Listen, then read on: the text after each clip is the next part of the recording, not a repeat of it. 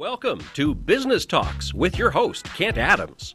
Join Kent now as he sits down with business and community leaders to discuss a wide range of important topics in business. Business Talks is brought to you in part by STCU and O'Brien Logistics. Now, here's Kent.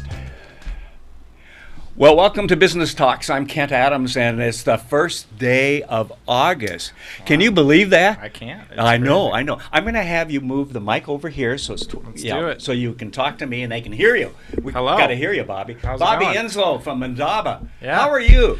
I am great. Are you drinking just water? You know, you have to hydrate when you drink a lot of coffee. So. Yeah. That's the excuse.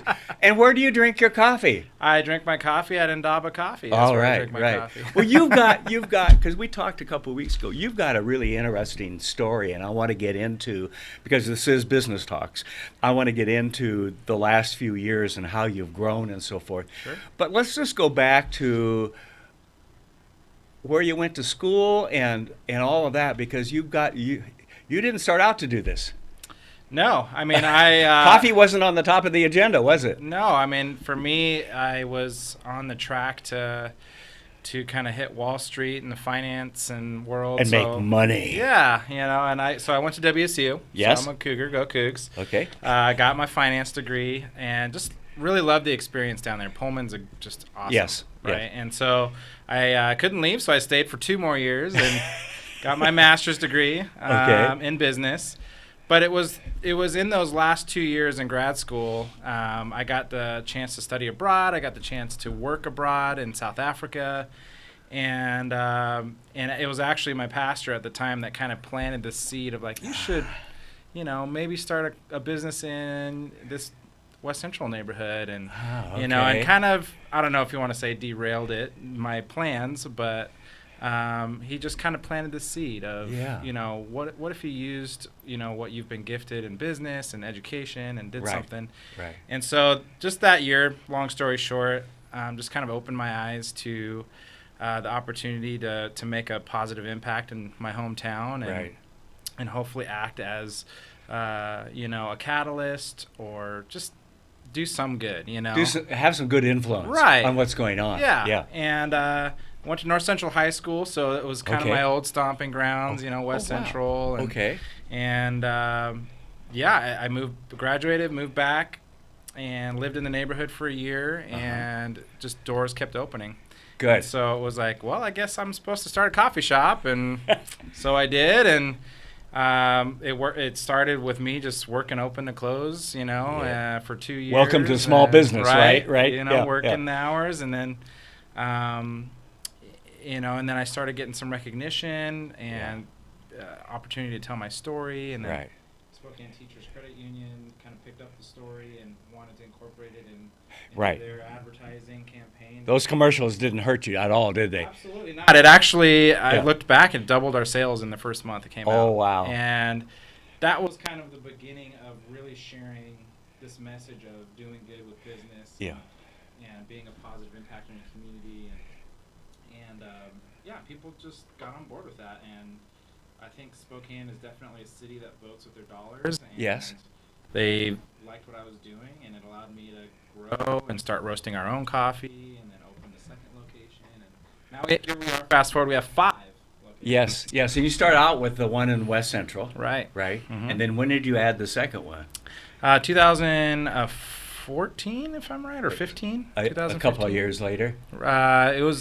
We opened in 2009, so it took a while to build up. Right. Kendall Yards didn't start until around 2012. Right. 13, so more energy started happening. But the last couple came all of a sudden, didn't they? Right. Yeah. How short of time period? Because you added 2 or 3. So we did 3 in 1 year.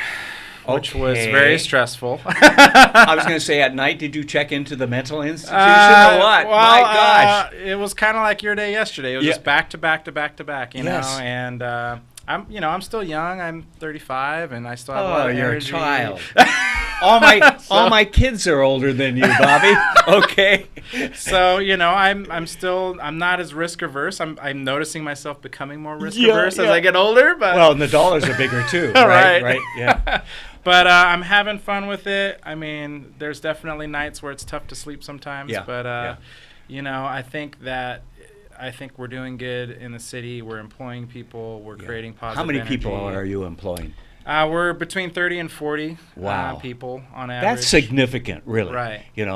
Because we praise, and I think back to years ago, there was a company that moved in, I couldn't tell you the name of it now, that moved in with like 300 employees out in the valley at Marabou Point, okay? Mm-hmm. And then they got bought up by somebody, and you know what happened to those jobs? They all went away. Mm-hmm. And so I love the smaller businesses where you can take a chance and maybe one of the stores doesn't work or the next one is put off for a while, but there's not this 300 people losing the job, because that really means about 400 people are affected by it and so forth. And so, but one of the things I've found, and tell me if you agree with this, and I think I probably can guess what your answer is going to be, is that this is a town. It's a city, but it's a town that when you ask for help and advice and counsel, you get it from other business people.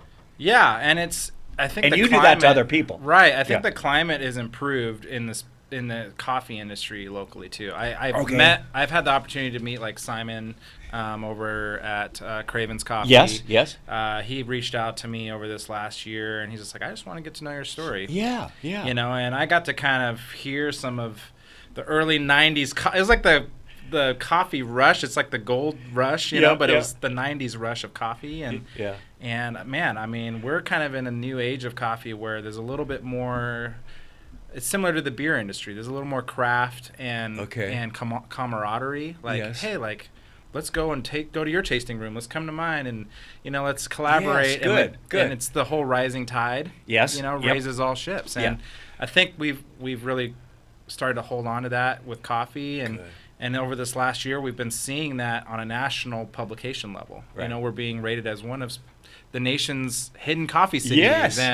Well, we've been getting some good kudos on all kinds of levels in terms of sales of real estate and everything recently. Right. A place to visit for the weekend, Yeah. I think was just, a couple of weeks ago, and I'm sure they come to town for the coffee. Right. Because what are you going to find out in some of these? I don't want to get the letters and the emails, okay, folks? But you know what I mean. We're going to take a quick break, but when we come back, let's talk about when you moved from that first coffee shop and you were there 5 a.m. or earlier until 12 at night or whatever it is. And that's probably shorter 12-hour days, yeah. Shorter period of time than you were actually there. Right. Okay, and all of that. But how you went from that to where you are today, which is really quite a story, but I know it also brought challenges as you increase. So we're going to take a quick break and give a little chance for our sponsors, and we'll be back with Bobby Enslow of Indaba right after this. I'm Nikki Butler, and I'm a regional manager for STCU. My lunch buddy is Nicole. I'm Brandy Schloss. I'm a regional manager at STCU. My lunch buddy is Angelina. She's grown up with me. I've grown up with her. To see her graduate will be a lot of fun. Brandy and I have been lunch buddies since the girls were in 2nd grade. It's great that STCU provides me with the opportunity to be part of Reach for the Future. We are committed to the children. We're committed to our community. I'm Nikki. I'm Brandy. And STCU is here for good. O'Brien Logistics would like to invite you to try our local and regional transportation services. With Sprinter vans, lift gates, hot shot flatbeds, and expedited services, our people are ready to step in and help with your transportation needs. Our services are 24/7, 365, and we are trained and prepared to handle air cargo and Canadian shipments. Give us a call at 208-305-2311 or visit our website at o'brienlogistics.net. That's OBRIEN logistics.net.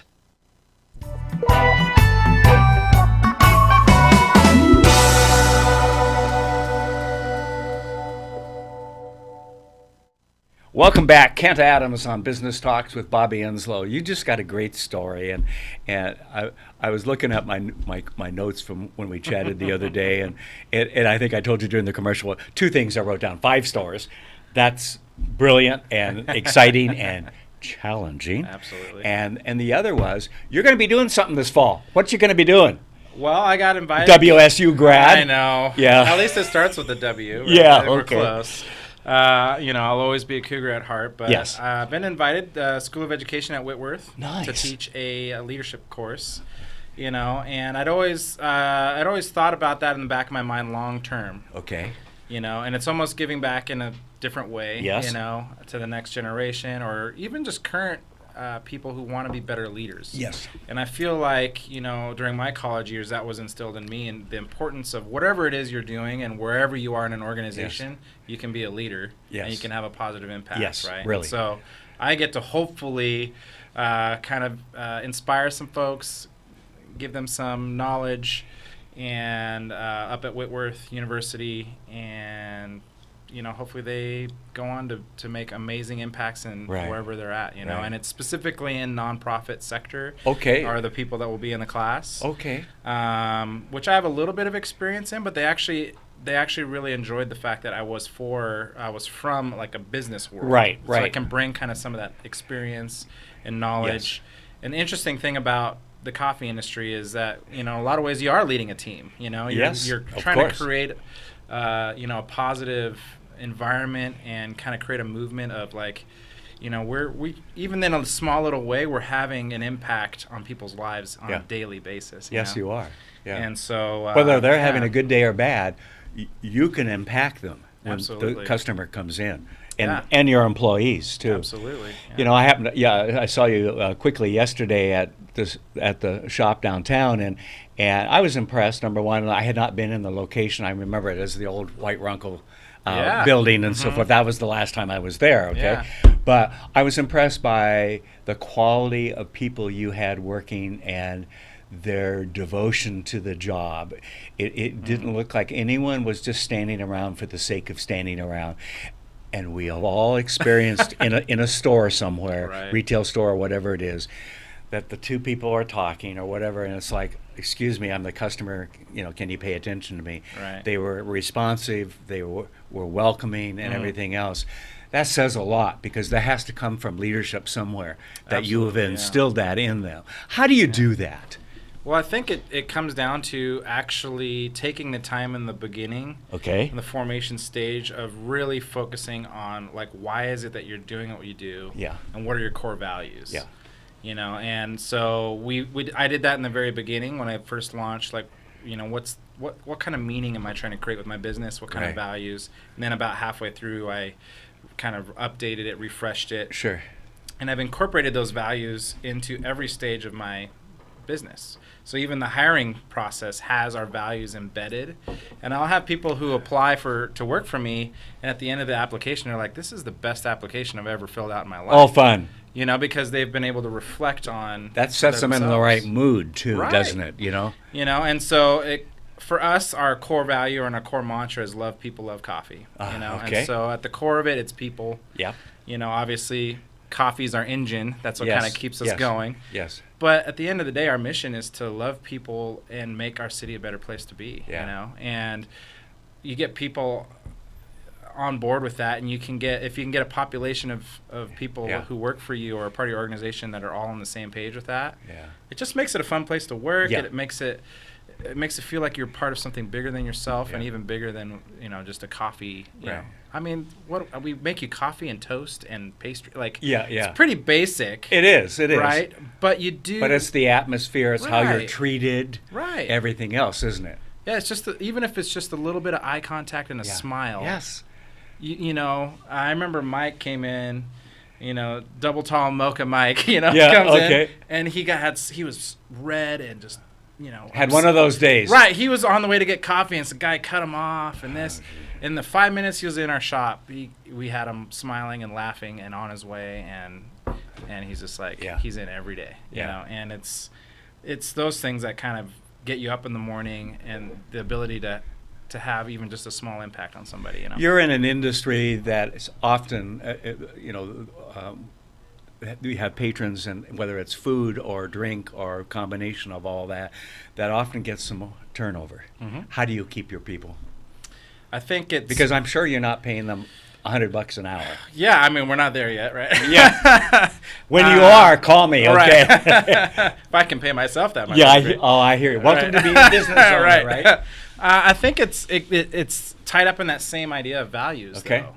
Because, I mean, if you can get them on board and bought into and if you have that in the beginning, that hiring phase, yes. right? Yeah, you've probably picked the right people. Right. To start So with, you get them off on the right foot and understanding that, like, hey, we're not going to make a ton of money, but we can make our community a better place to live. If we can live off of what we do in our stage of life, where we're at, you know. And I think for us, like, sure, yeah, we do have turnover. I mean, coffee shops are probably one of the highest turnover. Is it? Okay. Right, with college students, and they graduate. Yeah, that's true. I hadn't thought about it that way. Right, and that's usually the demographic of folks. But I think, you know, after doing this for 10 years, I've come to the point where it's like, I want to be a business that sends people well. Yes. You know, and those who do want to make a career out of coffee, it might not be with us for their entire life. Right. I mean, we're a small business, family business. Right.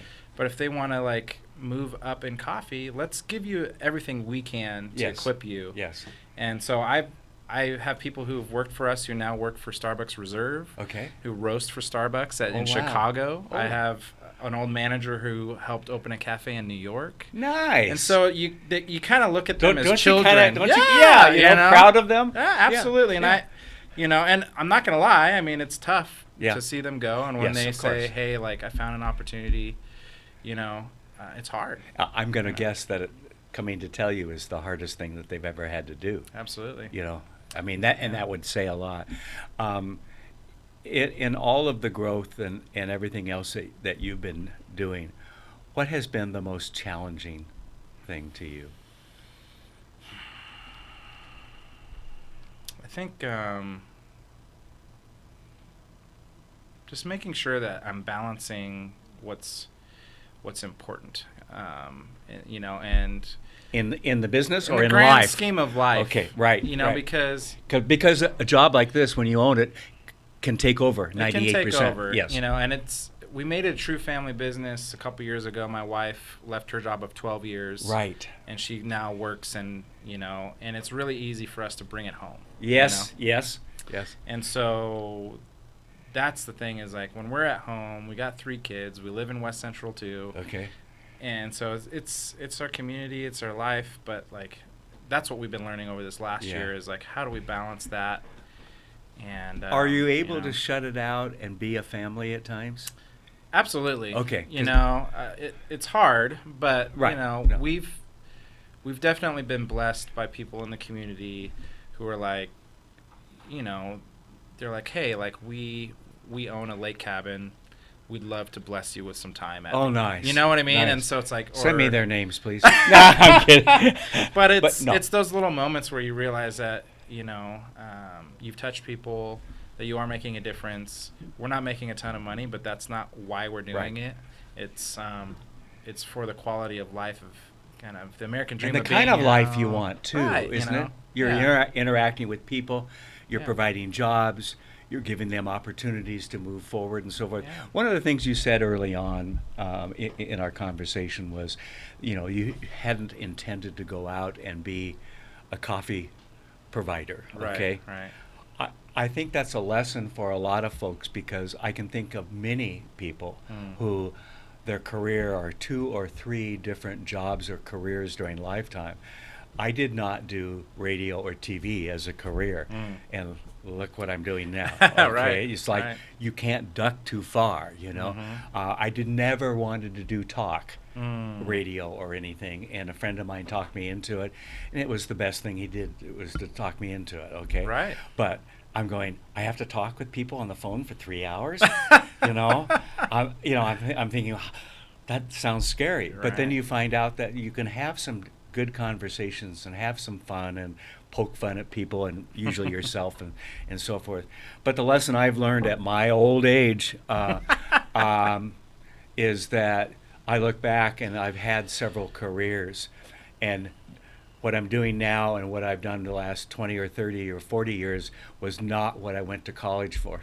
Right. And I think the lesson I would say to people, and I'm going to guess you might agree with this, is that get the basics, and the basics include how to treat people and how to continue to learn. Right. Because I look back to my high school and college, and what I learned there is nothing compared to what I've learned in the real world. Right. But the process of learning was instilled in those institutions. I wish I had been a better student, but I won't ask you on that, okay? Right. But I mean, it's a constant learning process, Absolutely. isn't it? I mean, I was extremely blessed that I went into it having, a master's degree in business. But even with a master's degree in business, I felt like I had no idea what I was doing. They never taught me how to do this, They never told me I couldn't sleep until 3 o'clock in the morning, because I'm worried about this or that, right? Right. Yeah. Or even just basic things. It's like I didn't know I had to pay those taxes and fill that paperwork out and do this. And, it's you have to realize that the thing that gets you through it, I think, is your heart. Yes. And your grit. Yeah. And your, and there was a TED Talk that came out that sticks with me, is that successful people that stand out are people who have that perseverance, that grit. Yeah. And, you have to adapt, you have to learn, you have to keep fighting. And what is it that keeps that fire alive? And for me, it's people, it's loving on them, it's seeing, that frown turn upside down moment, you know, and seeing communities and neighborhoods transform and change. And that's what drew me to West Central. And, and seeing that. And, and I mean, where we are as a city, compared to 10 years ago, is phenomenal. Yeah. And I remember, I grew up in Spokane, and I remember when we got our first Apple store, and I was like, we've made it. We're finally cool enough to have an Apple store. One place you can buy, right? Yeah. But it was kind of like, it's funny, but looking back, it's kind of like, little pieces, over time. Right. And yes, there are challenges that come with becoming a bigger city. But I think that we're a city that is full of really smart people, really compassionate people, right? And we're more than a city; we're a town. Yeah. In terms of feeling. Yeah, we're like a little big town. Yeah. I mean, we want the growth because we want the more jobs and so forth. I think back to my kids that are age 49 to 38. So yes, they are older than you, and at least one or two of them. Were telling me in junior high and early high school that I guess I'm going to have to go somewhere else to get a job. Okay, now those kids are here. Right. Okay, and they have found good jobs and so forth. I'm not sure I could have promised them that back in junior high age and so forth. And we want not necessarily to have our kids stay here, but that they have a choice. Right. Or they can go to a Seattle or Portland and find out what the big town is like and come back and really appreciate what Spokane is like. Because it's a wonderful place to grow up and to raise a family. And you think about all the coffee shops. You think about all the restaurants today we had. Yeah. And I think I told you the other day when my wife and I came here 42 years ago, it was Perkins or Sherry's. And which place had the better hamburger other than McDonald's or whatever. And we have choices today. Yeah. And what a great experience. So Bobby, I'm pleased to see what you're doing. I didn't realize you were quite as young as you were just a kid. I am just a kid. Well, everybody is to me, okay? but congratulations on your perseverance, the hiring the 35 to 40 people and giving them some great experience, for living and working in West Central. I mean, it's not you're walking the walk, okay? I'm trying, man. Yeah, and I think that's great. I know you're out helping other people, and the lessons that you will have for these nonprofit folks starting this fall at Whitworth will really impact them. Because so many of us in business have said, I wish nonprofits would run more like a business. Right. And I get that. I was a nonprofit director 40 years ago. Right. And more of the successful ones are coming more in tune with, we do have to have a balanced budget. We do have to, those kinds of things and so forth. And so, and you can talk about your experience with training your staff and all of that. Right. It's going to be a great class. I hope so. I envy those students. I was going to say young students, but it's probably adults, pretty much. It's going to be a mixed group, mix, yeah. and it'll be fun. Yeah. It'll be great. Thank you for coming on today. Appreciate and it. by the way, next week we're going to do our Business Talks program with a fella, and we're going to do it in your shop. Yeah, down on Riverside. We're going to record it on Thursday, so it'll come out a few days later. But we're looking forward to doing that. And I hear you have good coffee. It's all right. Yeah. Yeah, it's all right.